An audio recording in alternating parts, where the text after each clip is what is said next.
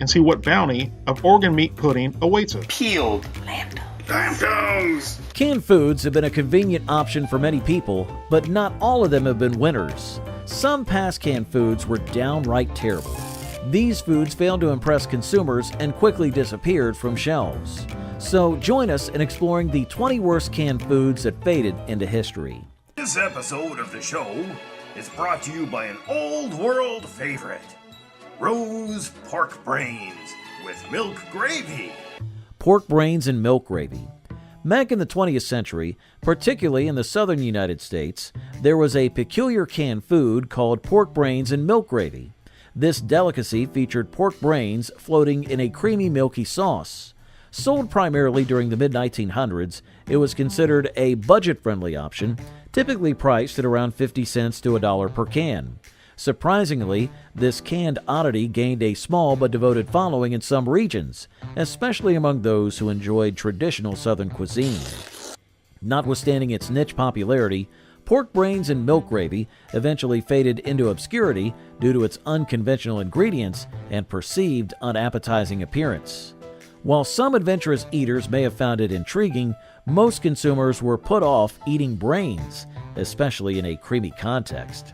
Today, this canned curiosity is remembered chiefly as a quirky relic of culinary history, with few clamoring for its return to supermarket shelves. As diners reminisce about the quirky canned delicacies of the past, such as pork brains and milk gravy, were there any other peculiar culinary concoctions that attempted to capture attention and appetite, perhaps even rivaling the eccentricity of creamed possum?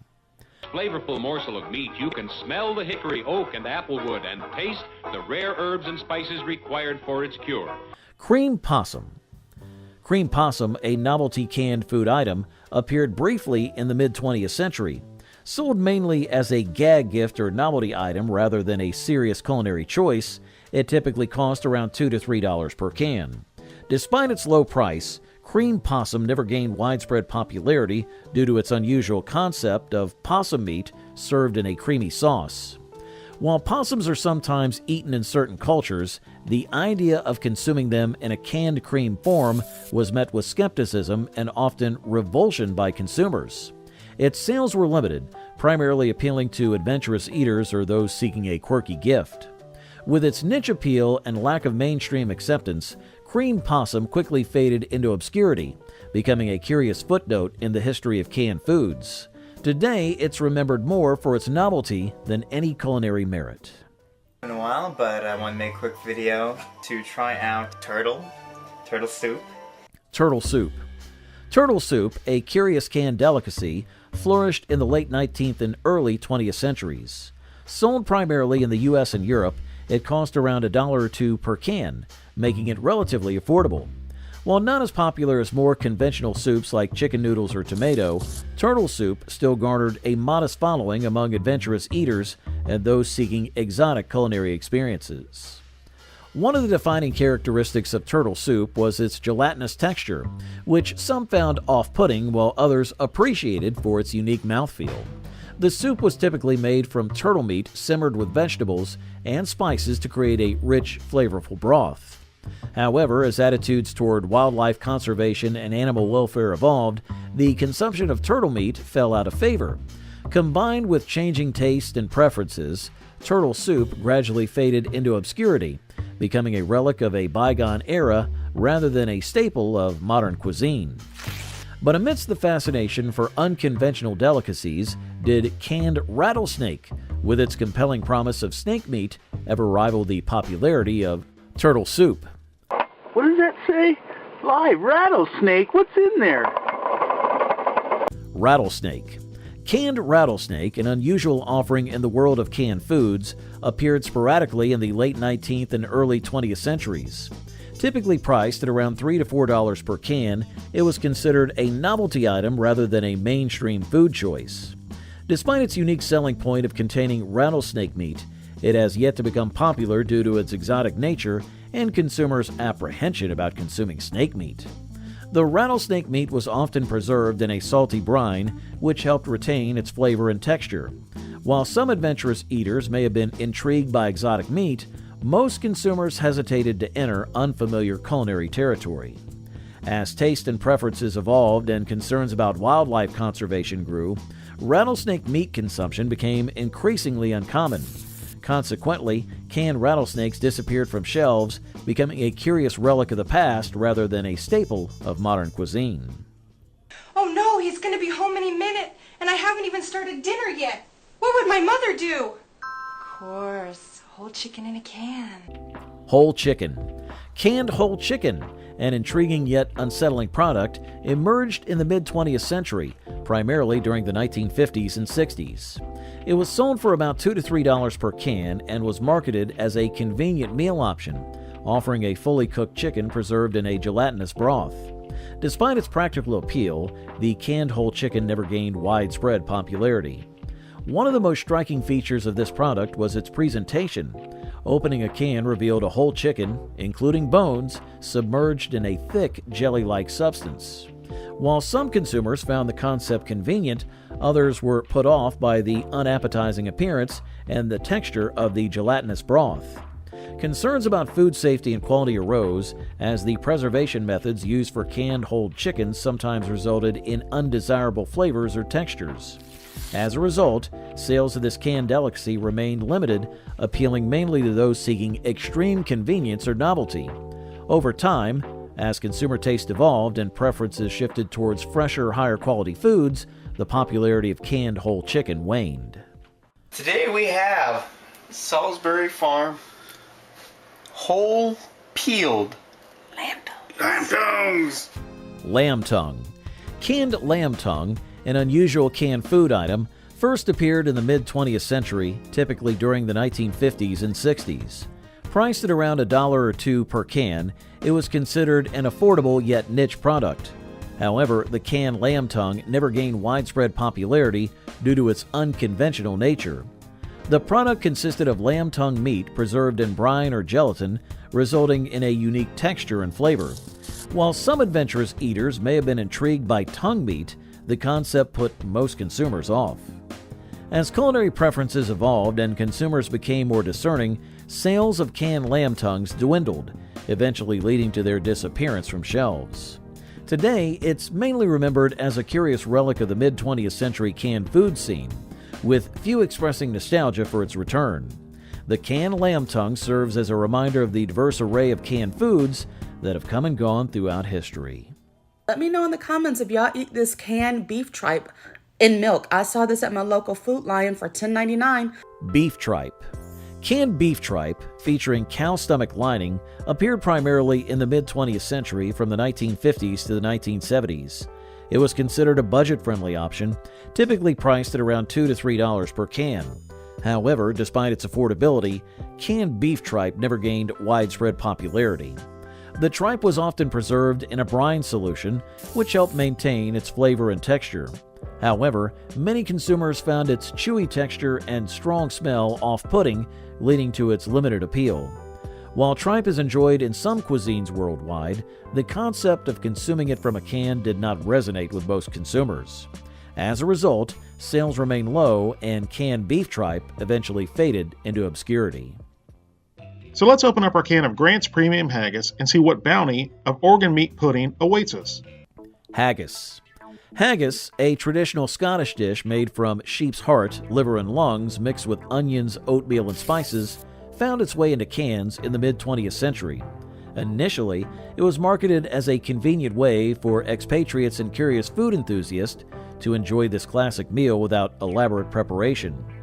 During the 60s and 70s, canned haggis were available in supermarkets in the UK and abroad, priced at around 50 cents per can, which was relatively affordable back then. Despite its cultural significance in Scotland, canned haggis never gained widespread popularity. Many people found the idea of eating sheep organs off-putting, and the texture of the canned version didn't compare favorably to the freshly prepared haggis. Moreover, the appearance and smell of the canned product were often described as rancid, further limiting its appeal. Some manufacturers have tried to improve their recipes and packaging to attract more customers. They added more spices and created more visually appealing labels, but these efforts needed more success. By the late 80s, sales of canned haggis had dwindled significantly, leading most companies to discontinue the product. Canned haggis remains a quirky footnote in the history of canned foods. Enthusiasts who crave authentic haggis prefer to prepare it fresh or purchase it from specialty shops, leaving the canned version to fade into obscurity.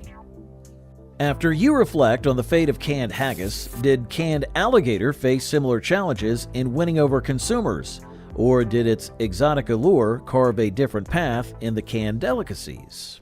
Look at that. So this is like a little stew or something.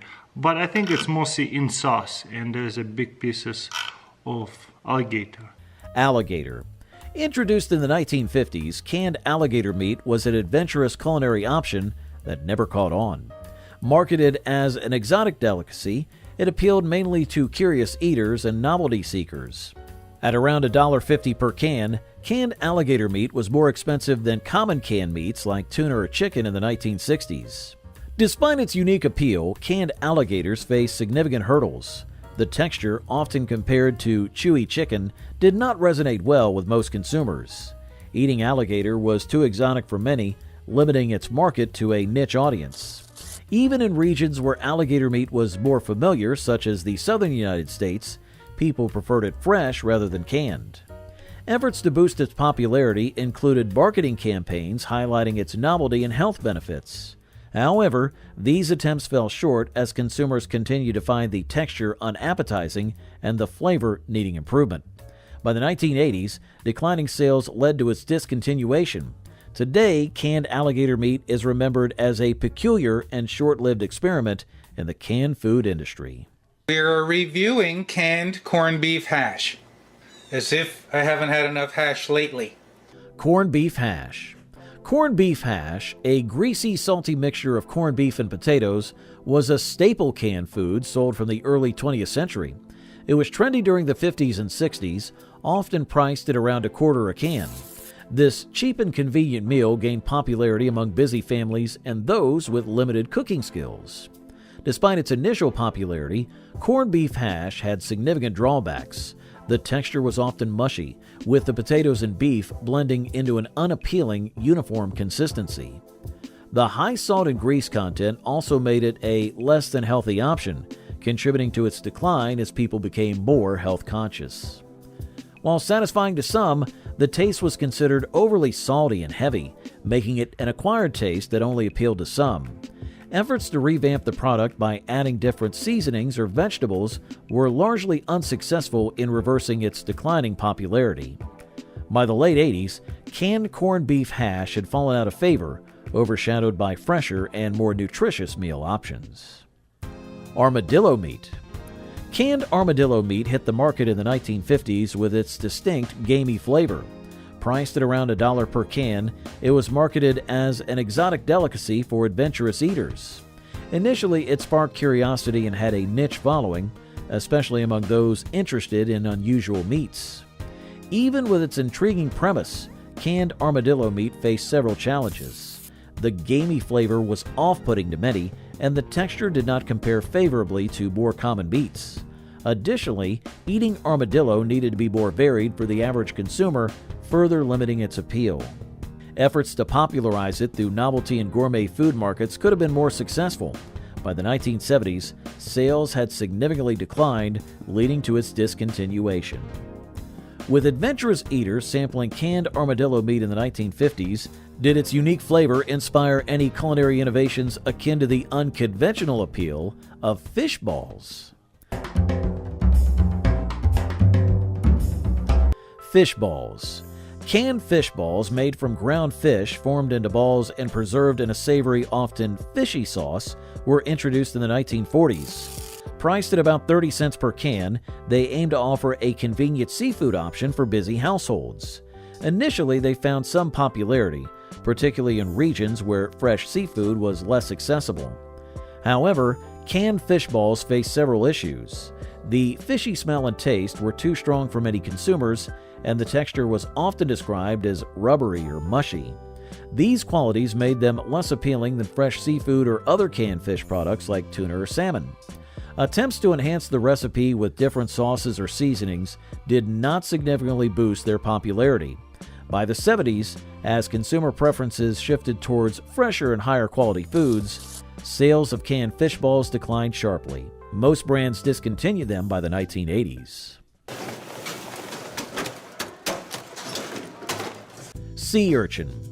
Canned sea urchins featuring robust and salty sea urchins were introduced to the market during the 60s.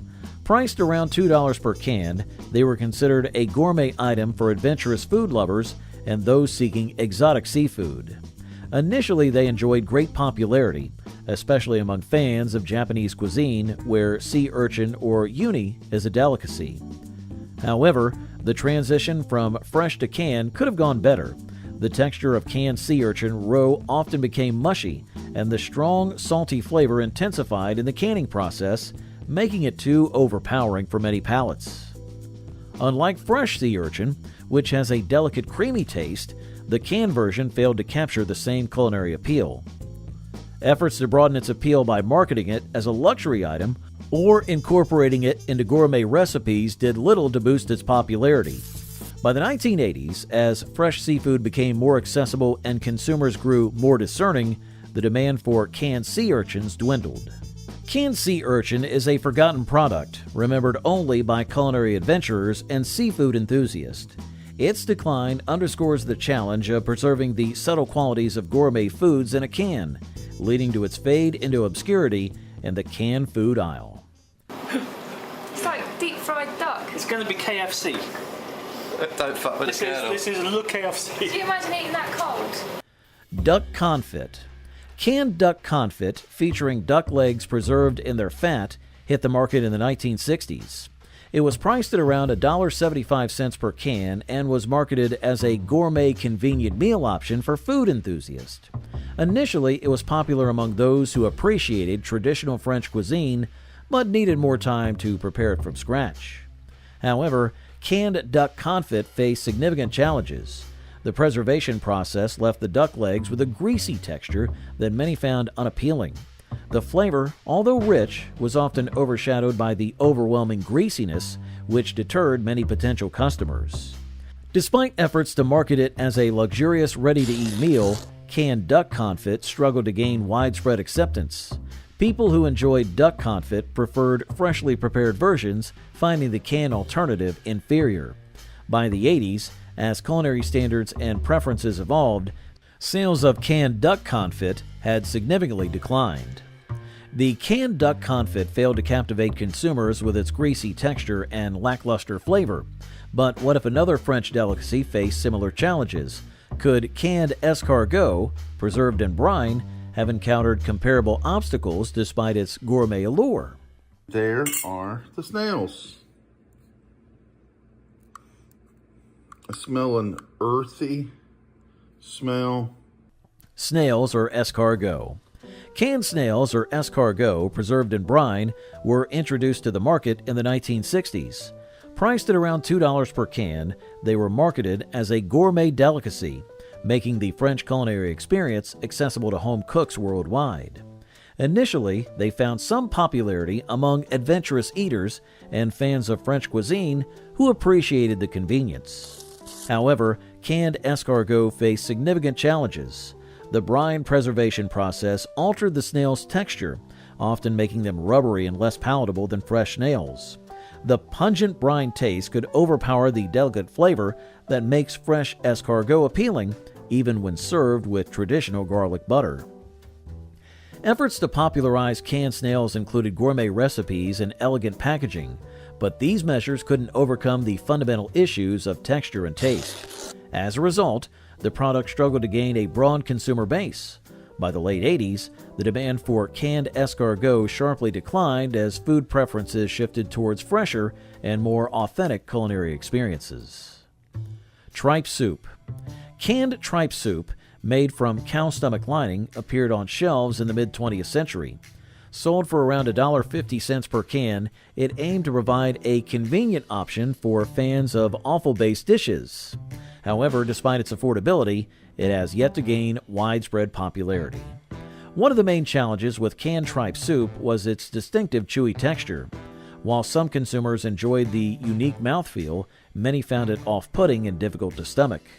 Additionally, the strong aroma and flavor of the tripe could be overpowering for some palates, further limiting its appeal. Efforts to make canned tripe soup more palatable included adding spices and herbs to mask its strong taste. However, these attempts needed more success in attracting a broader audience. By the 1980s, as culinary taste evolved and canned food options diversified, sales of tripe soup declined significantly. We've got braised eel. I bought these 2 tins of braised eel at the Chinese supermarket. Eel. Canned eel, featuring eel meat preserved in a savory sauce, debuted in the 1950s. Priced at around $2 per can, it targeted adventurous eaters and those looking for exotic cuisine without the hassle of preparation. Despite its initial novelty, canned eel faced challenges in gaining popularity. The strong, sometimes overpowering, oily taste and texture deterred many consumers. Additionally, the unfamiliarity of eel meat and its distinct flavor profile limited its appeal to a niche audience. Efforts to improve the product by refining the sauce or packaging could have done more to boost sales.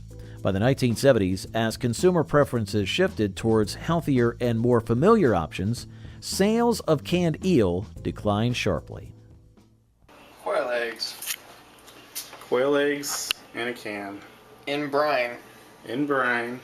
Quail eggs.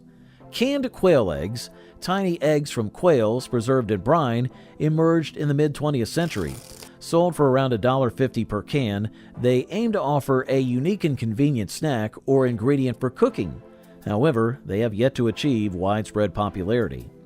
One of the main challenges with canned quail eggs was their rubbery texture. While some consumers enjoyed the novelty of their small size, many found the texture unappealing and difficult to chew. Additionally, the brine preservation process often intensified the egg's natural flavor, which could be overpowering for some palates. Efforts to improve the product by experimenting with different preservation methods or packaging could have been more successful. By the 1970s, as culinary taste evolved and consumers sought fresher and more natural foods, sales of canned quail eggs declined significantly.